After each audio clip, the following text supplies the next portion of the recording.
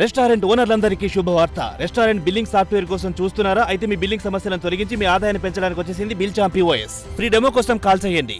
వాళ్ళ కోసం NCC NSS ద్వారా వాళ్ళ అక్కడ వచ్చినప్పుడు పోలింగ్ స్టేషన్కి వచ్చినప్పుడు to provide them help.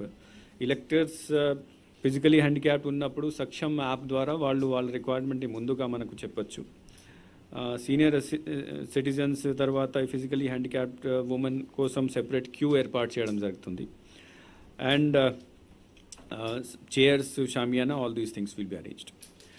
Now these are the basic arrangements. Now ఇప్పుడు one thing very interesting which has come is that now 12D అంటే హోమ్ ఓటింగ్ కోసం మనము ఇంటికి వెళ్ళి, అంటే 16th తర్వాత, 16th అంటే డేట్ ఆఫ్ నోటిఫికేషన్, 16th నుంచి 22nd వరకు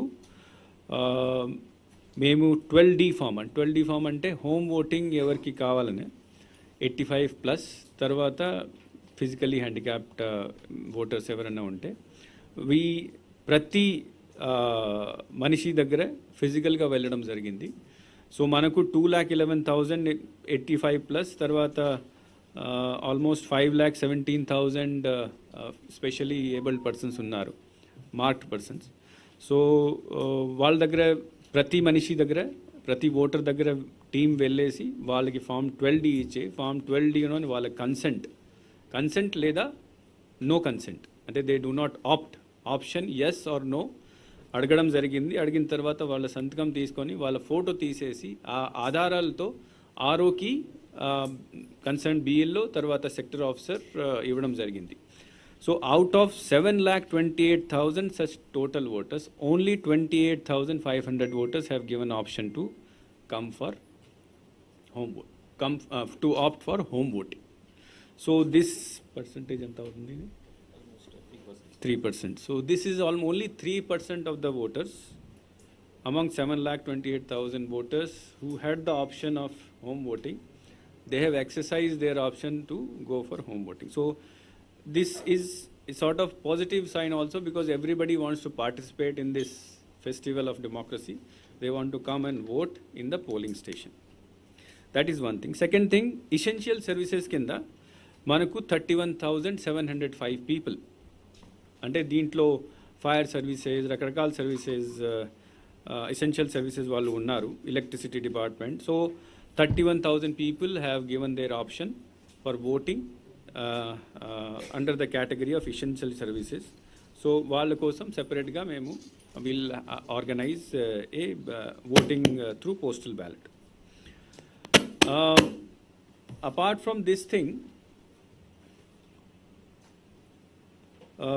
as I said that ఈ హోమ్ ఓటింగ్ ప్రాసెస్ ఈరోజు కొన్ని జిల్లాల్లో యాక్చువల్లీ మనకు 1 day కొద్దిగా డిలే అయింది because of the high court case వలన కొద్దిగా డిలే అయింది. కానీ నిన్న రాత్రి 7A అంతా ఫైనలైజ్ చేసేసి కమిషన్ ఏం ఆర్డర్ ఇచ్చింది, కమిషన్ ఏం order, because first the case of Janasena party went to high court లో commission filed yesterday morning they filed a order.